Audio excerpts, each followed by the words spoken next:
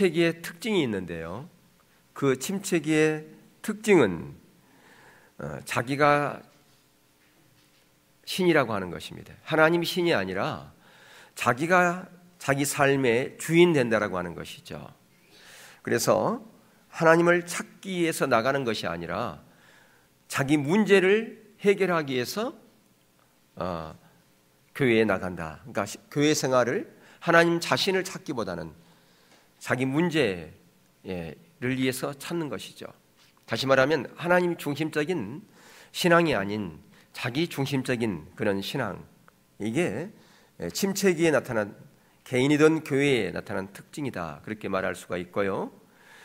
그래서 나타나는 그 모습이 뭐냐면 교회에 나가서 예배드리는 모습이 자기 방식의 예배를 드린다라고 하는 것입니다. 자기 방식의 예배를 드린다고 하는 것 참 이해가 안 가지 않습니까? 자기 방식의 예배를 드린다고 하는 것은 자기 나름대로의 가치관을 가지고 예배를 드린다고 하는 것이죠. 여러분, 오늘날 많은 사람들이 신약 시대에 살아가고 있음에도 불구하고 구약 시대의 방식의 예배를 드리는 사람들이 많습니다. 그래서 마치 물론 구약의 예배도 그것이 본질이 아니지만 우리가 언뜻 생각하기를 그렇다는 것이죠. 구약에는 제물이 있어야 되지 않습니까?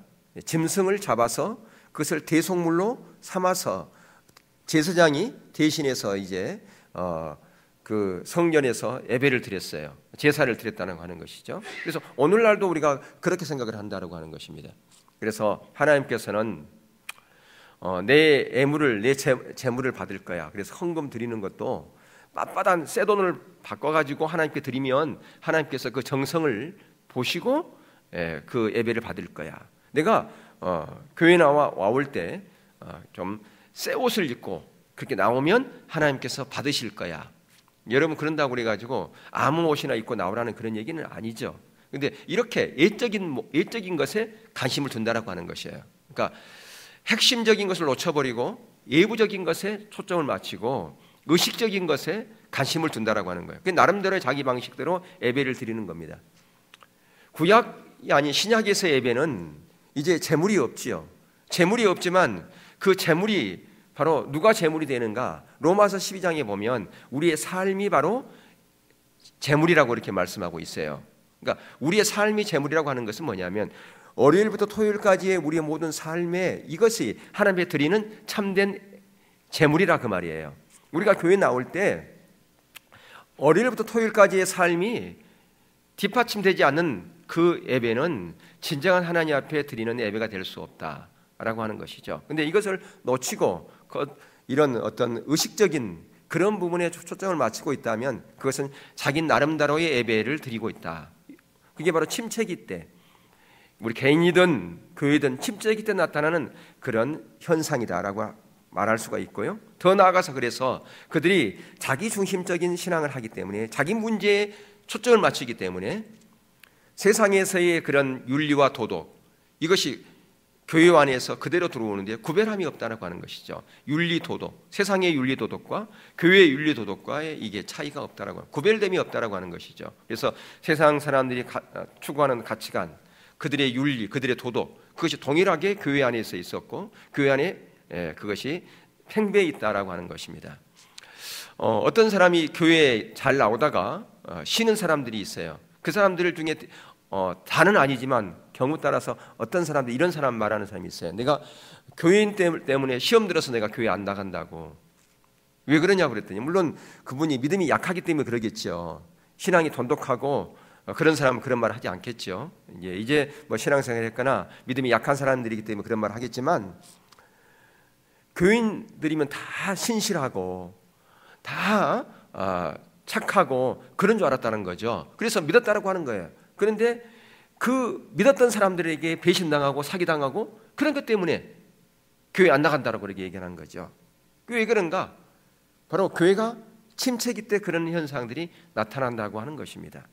그래서 사람들이 가지고 있는 그 가치관 그리고 윤리 도덕, 이것이 세상 사람보다 오히려 더해가지고 사람들을 속이고 사람들에게 거짓말하고 사람들을 사기치고 그렇게 한다고 하는 것입니다. 그리고 더 나아가서 쾌락을 추구하는 것도 마찬가지고 세상적인 쾌락, 세상적인 이런 윤리 도덕이 다 무너져 버렸기 때문에 세상이만 무너진 게 아니라 교회 안에서도 같이 무너져 버렸다는 말이에요. 그래서 추구하는 것이 세상의 쾌락을 쫓아서 간다라고 하는 것입니다. 자, 그래서 우리에게 필요한 게 뭐냐? 하나님의 부흥이라고 하는 것이죠. 하나님의 부흥만이 해결이기 때문에 이런 모든 문제로부터 해결을 받을 수 있는 것은 바로 하나님의 부흥이다라고 하는 것입니다. 근데 하나님의 부흥은 우리가 고대한다고 그래가지고 내가 기대한다고 그래가지고 자동적으로 오는 것이 아니라 부흥은 일련의 과정이 있다라고 제가 말씀을 드렸어요. 세 가지 우리의 그 단계가 있다라고 말씀을 드렸는데 우리가 이미 살펴본 것처럼 가장 먼저는 현실을 인식하는 단계요, 두 번째는 회개의 단계요, 세 번째는 중보기도하는 단계다라고 그렇게 말씀을 드렸는데 그것을 우리가 지금 살펴보면서 다르게 이렇게 설명을 드릴 수 있어요. 그 세 가지 단계인데 현실 인식과 회개 단계를 한 단계로 묶어서 세 개 단계로 말한다면 가장 먼저는 현실 인식과 회개 단계가 있다면 두 번째는 짐 밖의 진, 다시 말하면 구별의 단계를 두 번째로 둘 수가 있고요. 그리고 세 번째 중보기도의 단계로 그렇게 볼 수가 있다라고 하는 것입니다.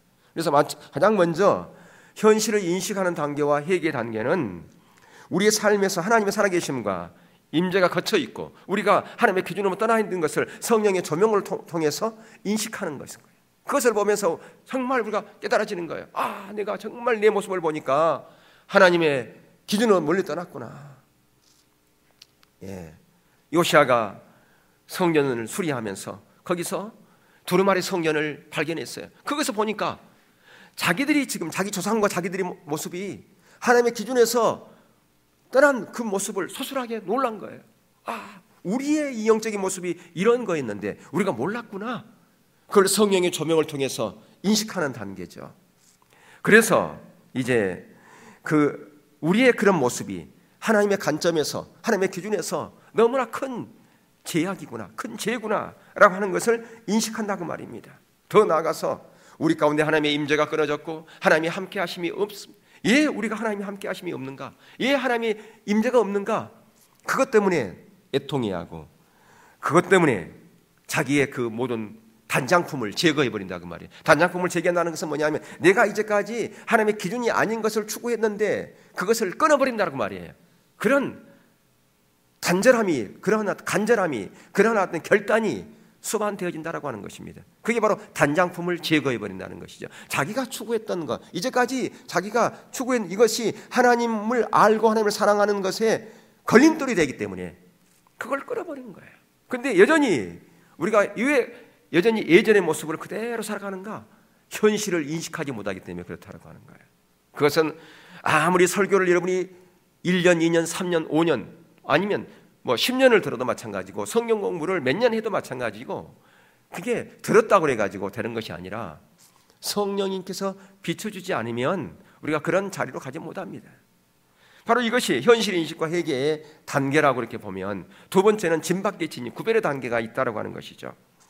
바로 모세가 금송아지 사건을 통해서 진이 오염되었기 때문에 해막을 어디다 쳤습니까? 짐 밖에다 쳤지요. 뭐 하려고 쳤습니까? 거기서 하나님의 얼굴을 구하고 하나님께 회개하는 그런 자리로 가기 위해서 짐 밖에 진을 쳤지요. 바로 구별의 단계라고 말입니다. 거기서 가치관을 새롭게 하고 구별하는 것이 필요합니다. 그런데 그것을 구별하는 것을 행동으로 보여준 것이죠. 결단하지 않으면 불가능합니다. 결단했을 때 짐 밖에 진으로 나아갈 수 있는 것이지요. 그냥 근데 물론 중요한 것은 우리가 지금 하나님을 경험한 삶을 보고 있지만 거기서 믿음의 행동은 두 가지가 포함된다고 배웠지요. 삶을 조종하는 것과 순종. 이것이 바로 믿음의 행동이다 라고 얘기를 합니다. 삶을 조종한다고 하는 것은 내가 다시 돌아갈 수 있는 그 길을, 그 다리를 불태워버리는 거다 그 말이죠. 그게 삶을 조종하는 거예요. 삶을 조종은 내가 다시 옛날로 돌아갈 수 있는 그 다리를 폭파시켜버리는 거예요. 그게 어디서 필요하느냐? 바로 이 짐 밖의 진에서, 구별됨에서 필요한 것이다 라고 하는 것입니다. 그렇게 했을 때에 바로 하나님의 임재가 회복되어지는 것이죠. 바로 하나님의 임재가 회복되어진 그 자리로 가는 것이 바로 구별됨이 없이는 불가능하다라고 하는 겁니다. 그래서 더 나아가서 임재가 회복되었음에도 불구하고 모세가 지속적으로 더 기도하지요. 그래서 그 여호수아를 그 해막에 남겨두지요. 뭐 때문에 남겨둡니까? 그는 기도하는 그 내용을, 모세의 기도 내용을 보면 알 수가 있죠. 하나님의 길을 더 알 뿐 아니라 하나님을 더 알게 해달라고. 다시 말하면 하나님의 비전과 하나님의 목적, 하나님의 계획을 더 알게 해달라고 그렇게 기도한 것을 볼 수 있습니다. 바로 부흥을 위해서 우리가 기도하되 무엇을 위해서 기도하는 것을 우리는 모세 기도를 통해서 볼 수가 있어요. 물론 모세가 우리가 지금 추구하는 그런 하나님의 부흥을 위해서 기도한 것은 아니에요. 근데 그 모세의 기도를 통해서 우리가 오늘날 어떻게 우리가 하나님의 부흥을 위해서 기도할 것인가라고 하는 것을 힌트를 얻는다 그 말이에요. 가장 먼저 하나님의 길을 알기 위해서 기도해야 된다. 하나님의 계획과 목적을 위해서 기도해야 된다라고 하는 것입니다. 더 나아가서 하나님의 임재 안에서 동행하는 삶을 위해서, 하나님의 임재 안에서 하나님의 임재가 있을 때 거기서 내가 주님과 동행하는 삶을 위해서 기도해야 된다고 하는 거예요.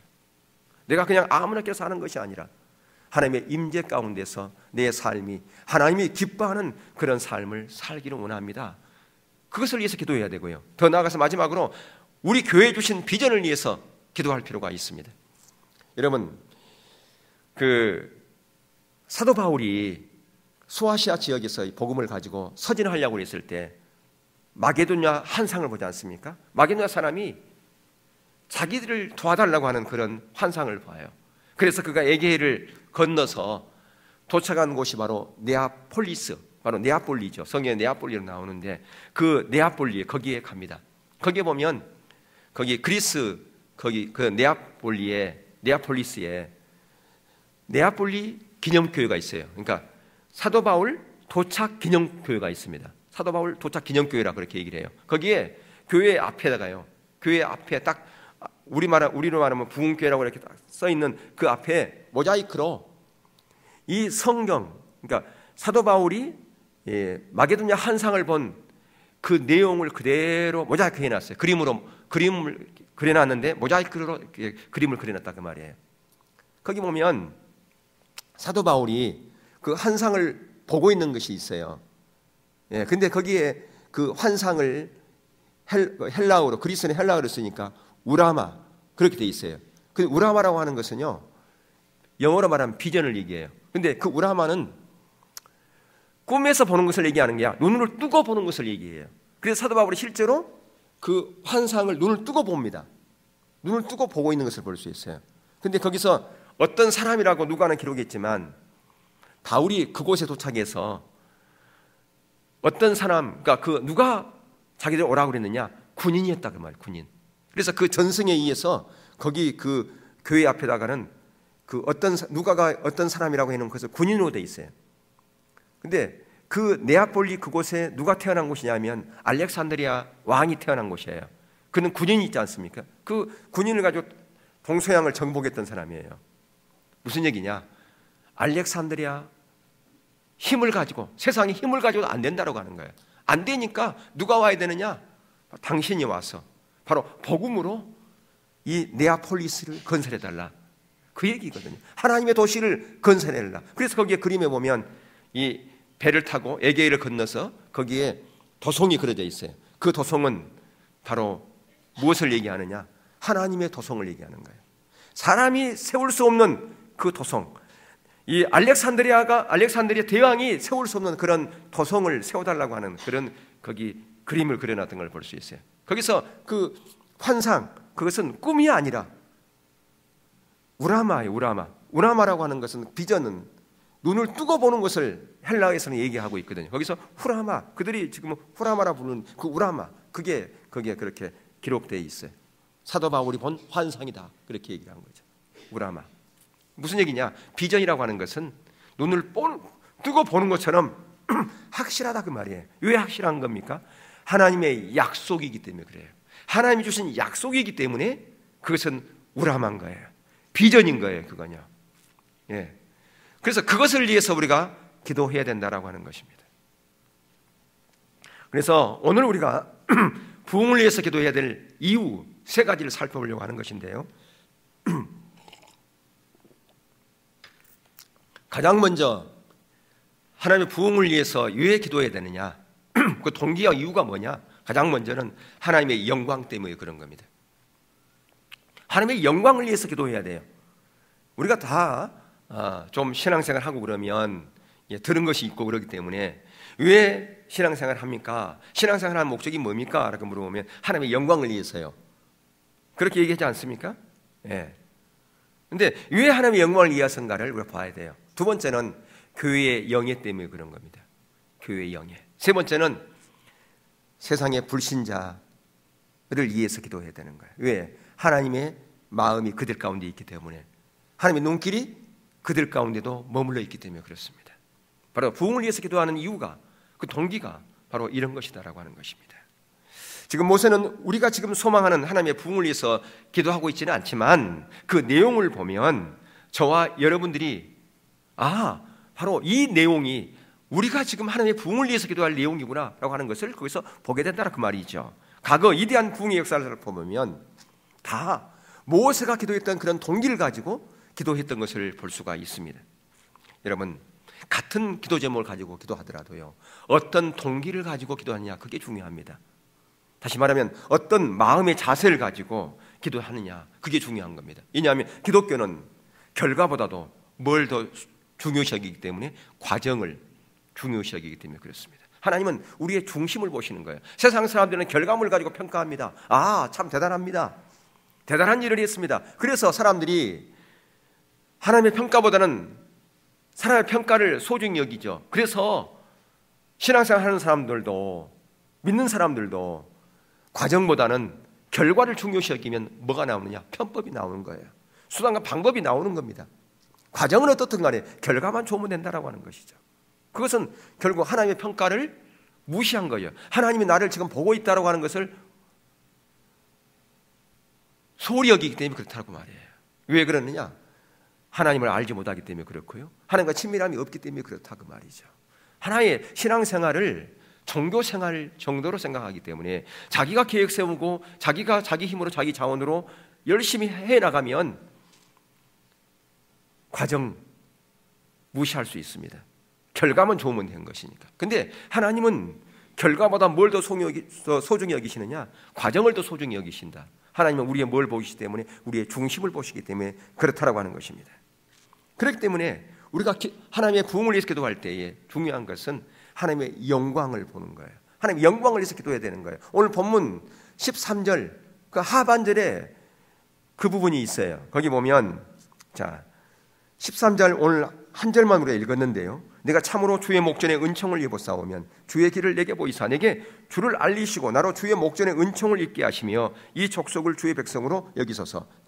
여기서 지금 주어가 뭐냐면 여기서 지금 얘기해 주려고 하는 것은 뭐냐면, 우리는 영어 성경하고 헬라어나 또 우리 그러니까 히브리어나 우리의 말하고 반대가 되는 게 뭐냐면, 우리는 중심이 어디 있느냐? 밑에 가봐 있어. 제일 마지막에 있거든요. 근데 영어나 이런 것은 앞에 있잖아요. 예. 그러니까 지금 여기 핵심은, 이 기도의 13절의 기도의 핵심은 마지막에 있어요. 내가 참으로 은총을 입었고 주의 길을 내게 보이사 내게 주를 알리시고 주의 목전에 은총을 입게 하시는 것은 결국 뭐다? 그것은 이 족속을 주의 백성으로 여기는 것입니다. 그것 때문입니다 라고 하는 거예요. 저에게 은총 입었다고, 제가 은총 입었다고 그랬죠. 예, 저에게 주의 길을 보이셨죠. 그렇다면, 정말 그렇다면 이 백성을 주의 백성으로 삼으시옵소서, 그 얘기다 그 말입니다. 그 말씀을 하고 있는 거라 그 말이에요. 바로 이것이 모세의 기도의 동기고 기도의 목적입니다. 모세가 1차적으로 염려하는 것은 뭐냐면 하나님의 영광이에요. 하나님의 영광, 이것과 하나님의 영광과 무슨 관련이 있는가라고 생각할 수 있는데, 잠시 인내를 가지고 들어보십시오. 지금 이 기도를 들어보면, 모세의 기도를 들어보면 하나님과 논쟁하는 것처럼 보여요. 하나님과 마치 싸우는 것처럼 보입니다. 왜 그가 논쟁할까요? 하나님의 영광 때문에. 아니, 이 족속을 주의 백성으로 여기시옵소서. 왜 그가 그렇게 얘기하느냐? 하나님의 영광 때문에 그렇게 한 거다 그 말입니다. 출애굽기 32장에 보면요, 거기에 하나님께서 매우 진노한 내용이 나오잖아요. 왜 진노했습니까? 그들이 금송아지를 만들어가지고 그 앞에서 이게 우리의 하나님이다라고 거기서 먹고 뛰놀았단 말이에요. 출애굽기 32장 9절에서부터 12절에 볼까요? 거기 보면 여호와께서 또 모세에게 이르시되 내가 이 백성을 보니 목이 곧은 백성이로다. 그런즉 나대로 하게 하라. 내가 그들에게 진노하여 그들을 진멸하고. 여기 말씀 띄워주세요. 방송실 말씀 띄워주세요. 일부 때는 떴어요. 여호와께서는 또 모세에게 이르시되 내가 이 백성을 보니 목이 곧은 백성이로다. 그런즉 나대로 하게 하라. 내가 그들에게 진노하여 그들을 진멸하고 너로 큰 나라가 되게 하리라. 모세가 그 하나님 여호와께 구하여 이르가로되 여호와여 어찌하여 그 큰 권능과 강한 손으로 애굽 땅에서 인도하여 내신 주의 백성에게 진노하시냐이까. 어찌하여 애굽 사람으로 이르기를 여호와가 화를 내려 그 백성을 산에서 죽이고 지면에서 진멸하려고 인도하여 내었다 하게 하려 하시나이까. 주의 맹렬한 노를 그치시고 뜻을 돌이키사 주의 백성에게 이 화를 내리지 마옵소서. 지금 모세가 무엇을 염려하고 있는지 보이신가요? 지금 모세는 하나님의 이름, 하나님의 그 명성과 영광, 그걸 염려하고 있다 그 말입니다.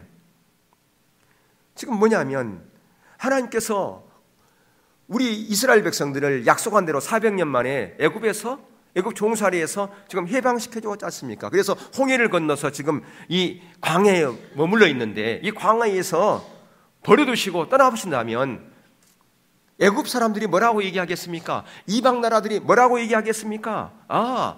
저 실패한 민족, 그 실패한 민족이라고 하는 것은 결국 누구의 실패입니까? 하나님의 실패 아니겠습니까? 하나님의 실패로 보지 않겠습니까? 그 얘기예요.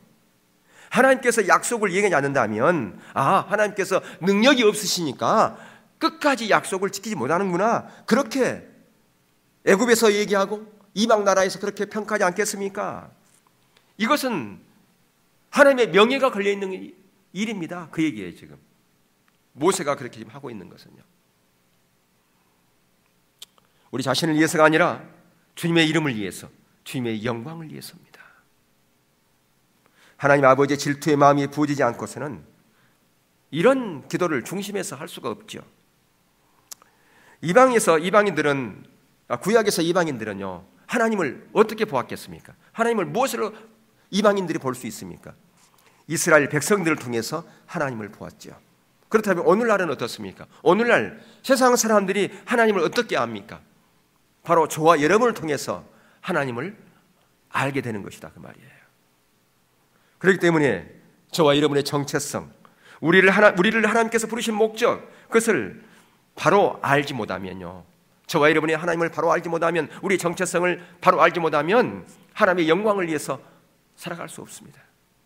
내가 하나님의 자녀라고 하는 사실, 내가 창세전에 나를 하나님께서 예정하시고 나를 택하신 그 하나님께서 십자가를 통해서 나를 구원하셨다, 그거에 대한 정체성을 알지 못하면 우리가 하나님의 영광을 위해서 입술로는 하나님의 영광 얘기하지만 실제로는 하나님의 영광을 위해서 살아가지 못해요. 내가 예수 믿는 거 다 아는데 예수 믿는 것처럼 살아가지 않아. 세상 사람보다 더한 삶을 살아. 그러면 세상 사람들이 나를 욕하는 것뿐 아니라 누구를 욕하겠습니까? 하나님을 욕하는 것. 그게 바로 하나님의 명예가 땅에 떨어지는 것이다 그 말이에요. 누구를 통해서? 나를 통해서 하나님의 명예가 떨어지는 거라 그 말이에요. 그래서 지금 모세는 기도하고 있는 것이죠. 이 백성을 하나님께서 버려두신다면 결국 그것은 하나님의 명예와 관련이 있는 것입니다. 하나님의 명예가 땅에 떨어지는 것입니다. 그렇기 때문에 이 백성을 버려두지 마세요. 하나님의 이름 때문에, 하나님의 명성 때문에 지금 그렇게 기도하고 있다라고 하는 것입니다. 내가 존재하는 목적, 내가 신앙생활하는 목적, 이게 바로 세워지지 않으면요, 우리는 방랑자와 같이 살아갈 수밖에 없어요. 물론 나름대로의 인생의 목표가 있겠죠. 그런데 영적인 신앙의 목표는 방랑자와 같다 그 말이에요. 이런 방랑자는 어떤 자가 방랑자입니까? 목표가 없이요, 그저 이리저리 그냥 물길을 치는 대로 떠밀려 다니는 자가 방랑자지요. 여러분, 방랑자는요, 풍파가 오면 죽게 돼 있습니다. 여러분, 그 연어가 다시 동해안 내린천으로 돌아오는 그런 모습들을 혹시 영상으로, TV 영상으로 보신 적이 있나요? 그들이 보면 그 센 물살을 가르고 확 올라가면, 장애물이 있으면 어떻게, 장애물이 있으면 그 장애물을 뛰어넘어요. 그렇죠? 예, 그걸 보면 참 대단합니다. 그들이 어디 살다가 오는 거예요? 어디 살다가요? 동해안에 살다가 온가요? 아니에요. 태평양에 살다가, 태평양. 예, 태평양에서 동해안까지 얼마나 멀어요. 근데 그곳으로 다시 옵니다. 예, 자기의 사명 감당하기 위해서. 자기 사명이 뭔가요? 그 내린천에 와가지고 죽어요. 거기서 자기 다음 세대를 남겨놓기 위해서 온 거예요. 그게 자기 사명이거든요. 그래서 거기에 장애물이 있으면 장애물을 뛰어넘고요. 아무리 물살이 세도 그것을 이렇게 헤치고 오르는 걸 볼 수 있어요. 근데 게다가 가다가 죽은 연어들도 있어요. 그죠? 그런 연어들은 어떻게 됩니까?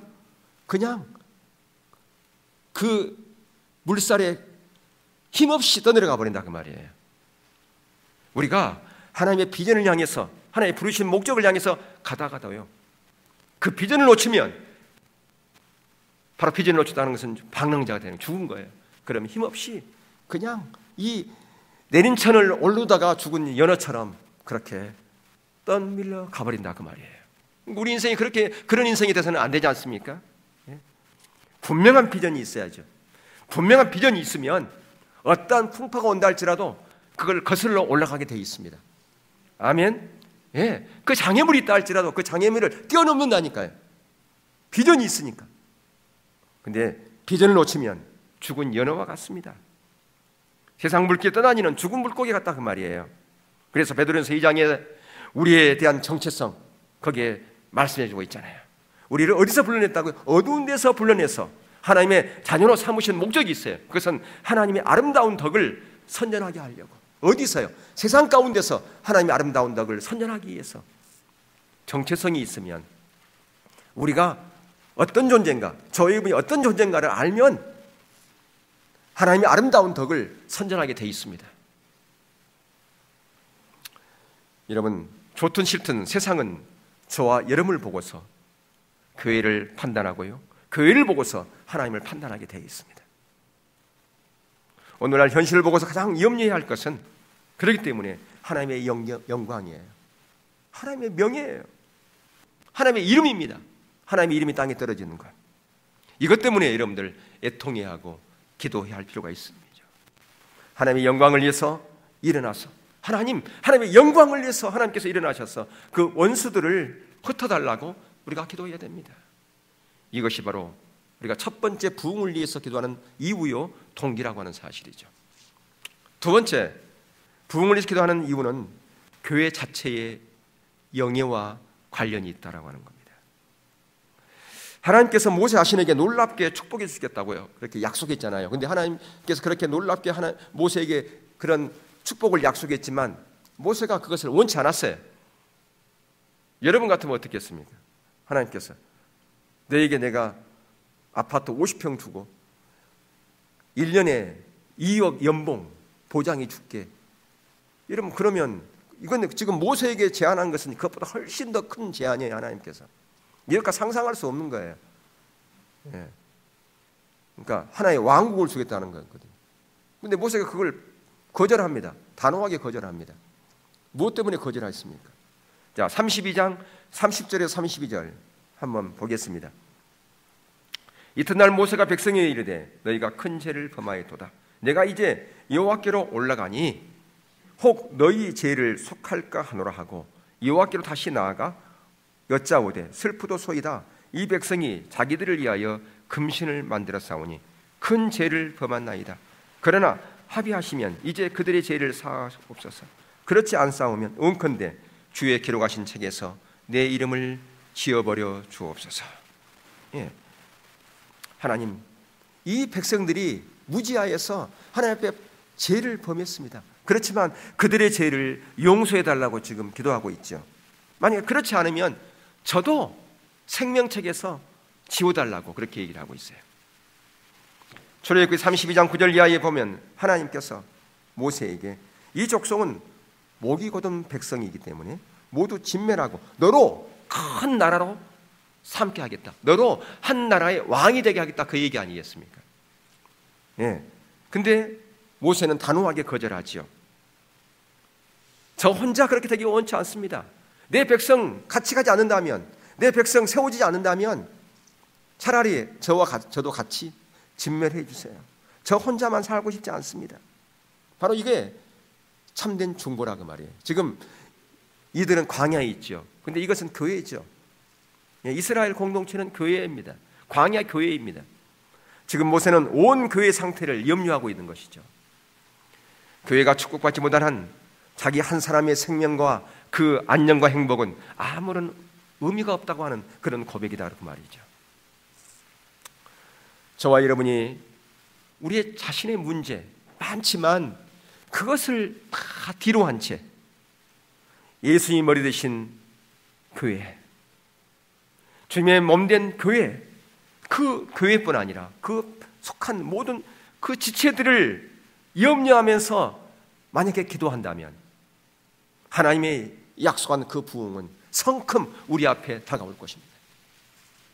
정말로 우리가 모두가 다 내가 정말 내 문제가 산적해 있음에도 불구하고 그것을 뒤로 한 채 오늘날 이 시대를 바라본 하나님의 관점에서의 교회를 바라보고 이 교회가 정말 하나님의 몸된 교회인데 주님께서 피 흘려 세운 그런 교회인데 이 교회가 지금 지리멸멸하고 있습니다. 이래는 안 되는데 주님, 그러면서 오늘날 교회를 바라보면서 오늘날 성도들을 바라보면서 그것 때문에 애통하는 그날 하나님이 약속하는 그 부흥은 정말 우리 가운데 속히 오실 거예요. 사랑하는 성도 여러분, 정말 여러분은 정말로 기독교가 세상의 유일한 희망이라고 그렇게 생각을 하십니까? 교회만이 세상의 유일한 희망이다, 그것을 확신을 갖고 있냐 그 말이에요. 오직 교회만이 세상에 필요한 메시지를 전하는 곳이다 라고 여러분들이 확신을 갖고 있느냐 그 말입니다. 또한 예수님의 몸된 교회를 위해서 그런 확신을 가지고 그러한 교회가 세워지기를 위해서 기도하고 계십니까? 정말 교회가 하나님의 나라를 회복하고 건설하는 데 부족함이 없게 달라고, 복음을 전할 때 성령의 능력으로 전하게 하시고 하나님의 은혜와 세임을 공급하게 달라고, 더 나아가 오늘날 교회가 신앙의 본질에 서서 세상의 진정으로 빛과 소금의 역할을 감당하는 데 부족함이 없게 달라고 그렇게 기도하고 있냐고 말이죠. 저와 여러분이 무슨 일을 하든지 하나님의 영광을 위해서 한다고 하는 것은 그것은 우리가 다 알고 있는 정답이죠. 그런데 그것이 정답으로 끝나는 것이 아니라 그것이 실제로 성령의 조명을 통해서 인식되어질 뿐 아니라 내가 교회의 대표다, 우리 모두가 교회의 대표라고 하는 그 사실을 여러분이 인지할 필요가 있습니다. 지금 우리는 하나님의 아름다운 덕을 선전해야지요. 그 아름다운 덕을 선전하기 위한 그 기도 모임이 금요일 날 있지 않습니까? 예. 우리가 그 전도 모임, 또 전도, 왜 전도를 해야 하는 것입니까? 단순히 교회를 채우기 위함입니까? 만약에 그런 마음의 자세를 가지고 한다면 그건 실패할 수밖에 없습니다. 하나님의 궁유한 마음이 전제되어야 되겠죠. 하나님의 궁유한 마음이 하나님의 백성 삼기 위해서, 그들도 하나님의 백성이기 때문에 이런 영혼, 하나님의 이런 영혼, 그들이 하나님의 백성이단 말이에요. 이런 하나님의 백성들을, 그들을 다시 구원의 방주로 불러들여야 된다. 하나님의 그런 궁유한 마음을 가지고 전도하지 않는다면 그 전도는 실패할 수밖에 없어요. 교회는 하나님의 이름을 위해 존재하는 곳이기에 교회로 인도해야 된다. 그런 마음, 그렇습니다. 교회는 하나님의 것이기 때문에 교회의 영예를 위해서 우리가 기도해야 되고요. 우리가 살아가는 그 목적도 하나님의 영광일 뿐 아니라 우리가 교회를 위해서 기도하는 것도, 교회를 위해서 섬기는 것도, 내 한 사람 한 사람이 세상에 빛과 소금의 역할을 감당하는 것도, 그것도 교회의 영예와 관련이 있다고 하는 것입니다. 마지막 세 번째, 모세가 기도한 세 번째 이유는 이스라엘 밖에 있는 이방인들에 대한 염려 때문이었던 걸 봅니다. 모세는 이방인들에게 하나님의 베풀어 주신 놀라운 은혜를 알리고 싶었어요. 예, 이미 알렸습니다. 언제 알렸습니까? 여러분, 애굽에서 이스라엘 백성들이 이렇게 떠나올 때 우리가 이미 출애굽기 큐티를 여러분 해서 알겠지만 마치 그 애굽 사람들에게서 뭘 가지고 옵니까? 빼앗아 온 게 아니에요. 마치 전쟁에서 승리해서 전리품을 거둔 것처럼 가지고 나옵니다. 그 애굽 사람들이요, 이스라엘 백성이 떠날 때 금은, 보석, 이것 모든 걸 다 줬어요. 하나님 그렇게 하셨거든요. 마치 전쟁에 승리했을 때 그 노획물을 취하여 오는 것처럼 그렇게 하셨어요. 근데 그 하나님께서 10가지의 재앙, 또한 그렇게 하나님이 행하신 그 놀라운 일들을 보면서 그것이 하나님이 행하신 것을 본 사람들이 이스라엘 백성들 뿐이었겠습니까? 아니죠. 그래서 이스라엘 백성이 떠날 때에 거기에 허다한 잡족이란 말이 나와요. 허다한 잡족이 같이 나오지 않습니까? 예, 이미 하나님께서 이스라엘 백성들뿐 아니라 이방인들에게 하나님이 행하신 놀라운 일들을 이미 보여줬어요. 근데 그것이 하나의 사인이고요, 그것이 하나의 시발점이겠죠.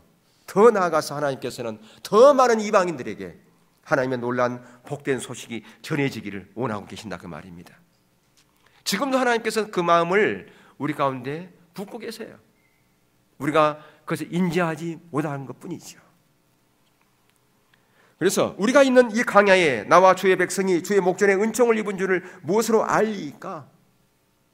주께서 우리와 함께 행하심으로 나와 주의 백성을 천하 만민 중에 구별하심이 아니니까. 이게 바로 또 하나의 부흥의 동기다, 그 말입니다.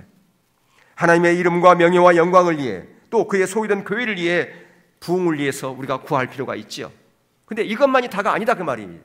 그럼 뭐냐? 교회 밖에 있는 사람들을 위해서 우리가 기도해야 된다고 말이에요. 교회 밖에서 우리를 비웃고 조롱하고 놀리고 비난거리는 그 사람들을 위해서 부흥을 구해야 된다, 그 말이에요. 왜요? 왜 그들에게 하나님을 알려야 됩니까? 그들도 하나님의 백성이기 때문에, 그들을 위해서도 예수님께 십자가에서 못 박혀 죽으셨기 때문에 그렇다고 말이에요. 저들이 하나님을 알게 하시고 하나님의 강력한 임재 앞에 엎드려지게 하시옵소서. 하나님의 강력한 임재 앞에 엎드려지려면 하나님의 부흥이 오지 않으면 안 되지 않습니까? 시편 46편 10절처럼 진정으로 하나님이 하나님 되심을 알게 하시옵소서. 또한 목자 없는 양처럼 방황하는 자들이 오늘은 너무나 많습니다. 내가 바로 목자 없는 양처럼 그렇게 살아가고 있습니다. 여러분, 지난주에도 제가 말씀드렸지만 우리나라는 참 좋은 나라예요. 새해가 2번 있어요. 새해가 2번. 새해 2번, 우리는 새해 인사를 2번 하지 않습니까? 양력 1월 1일 날 하고 음력에 또 해. 그러니까 우리는 새해가 2번이 있죠. 그러니까 특별히 오늘 2015년 새해는 무슨 해라고요? 양해해. 예, 양해해일까요? 나름대로 의미를 부여한다면 우리가 양이기 때문에 목자 되신 주님의 음성을 따라서 그렇게 살라고 양해한 거예요. 아멘? 예. 그래서 목자 없는 양처럼, 그래서 2015년은 살지 말고 우리가 정말 목자 있는 양과 같이 그렇게 살아갈 수 있기를 주의 이름으로 축복합니다. 그래서 방황하는 자들이 가운데 주님 빛을 비추셔서 그들이 자신들의 모습을 볼 뿐 아니라 예수 그리스도가 진정한 우리의 목자인 것을 인식하고 그 목자 되신 주님을 쫓아가는, 주님이 우리의 이정포 되시는 것을 보며 그렇게 따라갈 수 있는 그런 한 해가 되기를 원합니다. 그렇게 우리가 기도할 필요가 있다, 그 말입니다. 그래서 하나님, 우리뿐 아니라 세상 밖에 있는 불신자들에게도 은혜를 베풀어 주시옵소서. 그들도 불쌍히 여겨 주시옵소서. 그들도 하나의 백성 아닙니까? 그들을 위해서도 예수님께서 십자가에 못 박혀 죽으셨지 않습니까? 그들 가운데도 은혜를 베풀어 주시옵소서. 이게 바로 하나님의 마음을 가지고 기도하는 것이다, 그 말이에요. 우리는 부흥을 위해서 중보기도하는 그 이유, 동기 3가지를 살폈어요. 가장 먼저는 하나님의 영광을 위하는 것이요, 2번째는 교회의 영예를 위하는 것이요, 3번째는 세상 밖에 불신자들을 위한 것이다 라고 이렇게 말씀을 드렸는데요. 그런데 모세는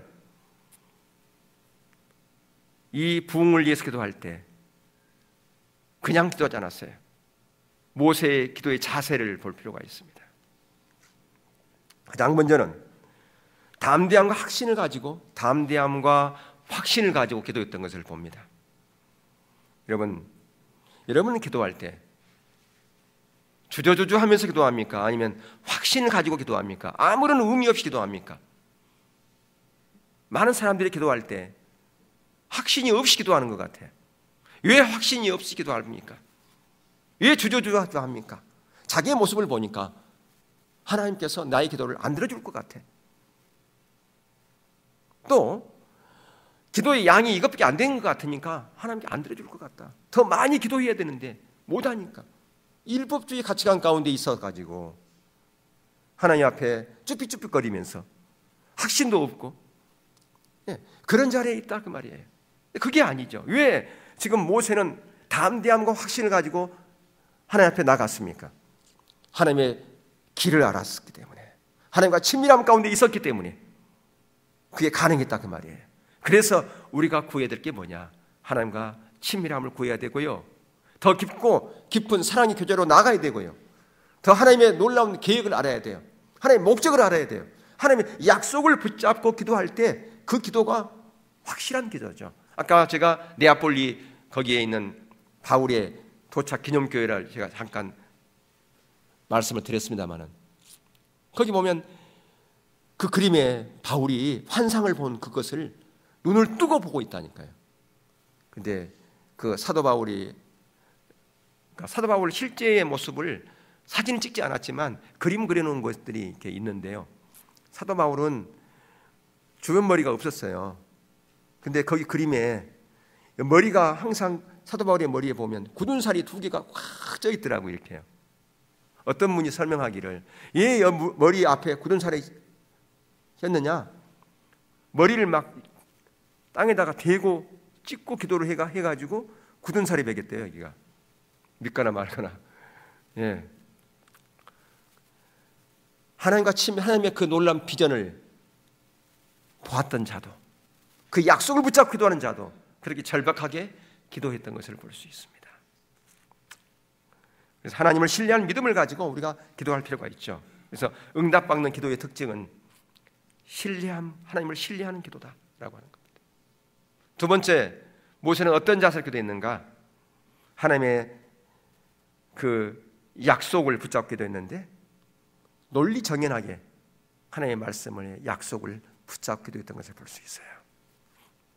바울이 기도하는 내용을 보면 아까도 잠깐 언급했습니다마는 하나님과 논쟁하는 것처럼 보여요. 기도하는 것이 마치 싸우는 것처럼 보이지 않습니까? 그런데 왜 그렇게 논쟁하는 것처럼 보이느냐?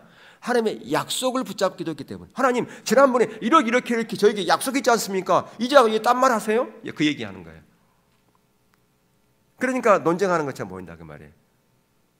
하나님의 길을 알면, 하나님의 약속이 선명하면, 하나님 지난번에 저에게 이런 약속 줬지 않습니까? 이런 계획을 저에게 보이지 않지 않습니까? 이런 계획들을 내가 따라가려고 그러는데 하나님 그렇게 하셔야지요. 그거지요.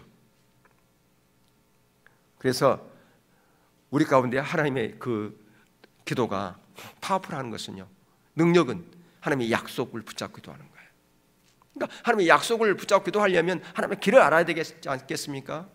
그래서 모세가 계속해서 하나님께 뭘 알려달라고 기도했어요? 하나님의 길을 알려달라고. 바울도 마찬가지죠.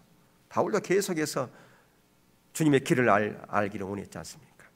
그가 지속적으로 주님의 길 가운데 서기를 원하고. 세 번째, 모세 기도 자세가 어떤 건가? 아주 명확하고 솔직한 기도를 하는 것을 볼 수 있어요. 우리가 기도할 때요, 그냥 두리뭉실하거나 모요한 그런 기도가 하는 경우들이 있는데, 그게 아니라 솔직하게 있는 그대로 꾸밈없이 그렇게 기도하고 있는 것을 볼 수 있습니다. 여러분, 하나님을 신뢰하면요 솔직하게 되죠. 자녀가 자기 부모를 신뢰하면요 솔직하게 되어 있습니다. 근데 좀 잘못한 일이 있으면요 제일 못해요. 그냥 집 밖에서 집 안에 들어오는 것도 잘 못 들어와요. 야단 맞을까 봐서. 예. 옷을 다 망쳤다거나 막 그렇게 옷을 새 옷인데 새 옷을 엉망으로 만들었다 집에 들어간다 그러면 야단 맞겠어요? 예. 그러면 제대로 말을 못하는 거죠. 그게 아니라 어떤 자리에 있다 할지라도, 어떤 환경 가운데 있다 할지라도 솔직하게 자기를 인정하고, 하나님 제가 이래서 그래요. 그게 필요합니다.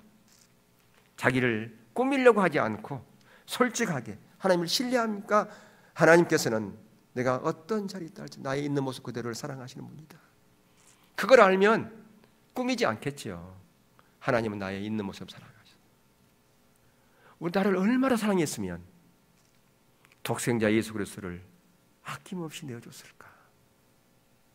그게 하나님의 사랑이잖아요. 예. 그 사랑을 여러분들 성령의 조명을 통해서 볼 수 있기를 주님으로 축복합니다. 그게 보이면 하나님 앞에 그냥 솔직하게 나가게 돼 있어요.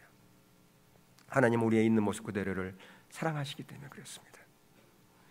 하나님의 비전을 보았고 하나님의 비전을 붙잡은 자는 그렇게 솔직할 수가 있다 그 말이죠. 저와 여러분이 바로 이러한 하나님의 부흥을 위해서 정말 진정으로 그렇게 기도하는 이유가 뭐냐? 우리 그것을 배웠어요. 하나님의 영광, 교회의 영예, 세상 밖에 있는 불신자, 그리고 어떤 자세를 가지고 기도해야 되는가 하는 것을 우리가 배웠습니다. 배웠다면 여러분들이 그 배운 것으로 끝나지 말고 하나라도, 작은 하나라도 여러분의 삶 가운데서 그대로 실천하는 그런 한 주가 됐으면 좋겠어요. 여러분, 부흥은 뭡니까? 부흥은 영어의 리와 바이브의 합성하지 않습니까? 리, 바이브, 다시와 산다의 합성어예요. 다시 사는 거예요. 뭐가 다시 사는 겁니까? 살아있는 것이 다시 사는 겁니까? 비실비실한 게 다시 살 수 있습니까? 아니에요. 죽은 것이 다시 사는 거라고 말이에요. 다시 산다는 것은 죽었던 것이 다시 사는 거예요. 우리가 비록 죽어 있다 할지라도 다시 살 수 있어요. 뭐가 임하면? 성령이 임하시면, 하나님의 은혜가 임하시면, 주님의 생명이 임하면 다시 살 수 있어요. 그게 바로 부흥이죠. 우리가 그 부흥을 고대하고 그 부흥을 위해서 기도하고 있지 않습니까? 부흥이라고 하는 것은 영적으로 죽어 있는 자들이 살아나는 것. 바로 오순절 마가다락방의 그 재언이잖아요. 오순절 마가다락방의 성령이 그 임하신 사건, 그것처럼 그 성령이 강력하게 임하시는데 어느 지역에, 우리 이 지역에, 아니면 이 의정부나 노원구, 도봉구, 아니면 서울 이 지역에 그 강력하게 임함으로 말미암아 가장 먼저는 저와 여러분의 성도들의 삶이 영적으로 회복되어지는 거예요. 거기에 생명과 활력이 다시 회복되는 것을 말하는 거고요. 그것을 뛰어넘어 가지고요, 어떻게 됩니까?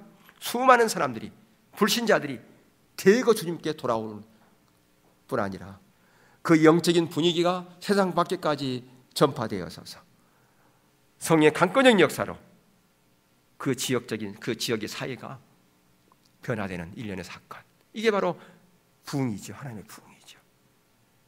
다시 살아나는 것. 살아나는 가장 먼저는 저와 여러분이 다시 사는 역사, 그 역사가 있기를 주님을 축복합니다. 그래서 더 한 걸음 더 나아가서 살아난 저와 여러분이 이 하나님의 부흥을 위해서 기도하는 자리로 그런 비전을 가지고 나아가는 그런 저와 여러분 될 수 있기를 주의 이름으로 축원합니다.